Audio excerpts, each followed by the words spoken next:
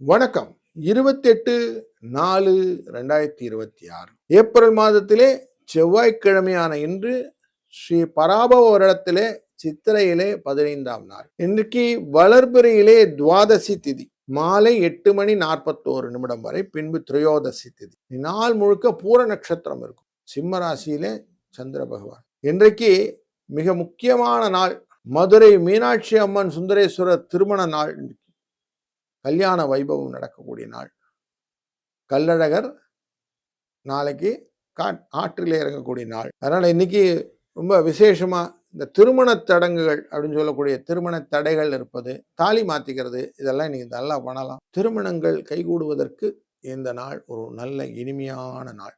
பயன்படுத்தி கொள்ளவன். 10:30 மணிலேருந்து 11 மணி வரைக்கும் நல்ல நேரம். சாயங்கால வேளையில் 7:30 8:30 மணி வரைக்கும் நல்ல நேரம். இன்னைக்கு 3:04 ராகு காலம். யமகண்டம் 9:10, குளிய நேரம் 12:01. வடக்கு பக்கம் போக வேண்டிய வேலை இருந்ததுன்னா கொஞ்சம் பால் சாப்பிட்டுட்டு கிளம்புங்க. மேஷ லக்னத்திலே சூரியன் இருக்கிறார். 2 நாழிகை 20 வினாழிகள் இருப்பார். 5:58 சூரியன் உதித்து விடுவார். அவிட்டம் மற்றும் சதய நட்சத்திரக்காரர்கள் சந்திராஷ்டம் எஃபெக்டும் இன்னைக்கு இருக்கும்.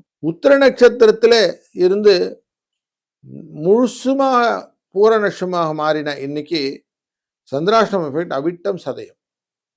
அப்போ நமக்கு கும்பராசியிலே இன்னைக்கு சந்திராஷ்டம் எஃபெக்ட் இருக்கும். சூரியன் ஆட்சியிலே உச்சத்திலே அமர்ந்து புதனுடன் அமர்க மேஷராசி, ஆட்சியிலே அமர்ந்த சுக்கிரன் ரிஷபராசி, மிதுனத்திலே குரு, சிம்மத்திலே பூரத்துடைய சந்திரனுடன் சேர்ந்த கேது, கும்பத்திலே ராகு, சனி பகவானும் கேதுவும் சேர்ந்து மீனராசி என்று இன்னைக்கு கோச்சார பலன் இருக்கிறது. இதனுடைய பலன்களாக ஒரு ராசிக்கு பார்ப்போம், வாருங்கள். வணக்கம் மகர ராசி நண்பர்களே. காலையில் எழுந்ததுமே மீனாட்சி சுந்தரேஸ்வருடைய அந்த திருக்கல்யாண கோலத்தை மனதில் நினைந்து ஆரம்பிக்கும். இன்னைக்கு நீங்க எந்த காரியம் செஞ்சாலும் ஜெயத்துக்கு வரலாம்.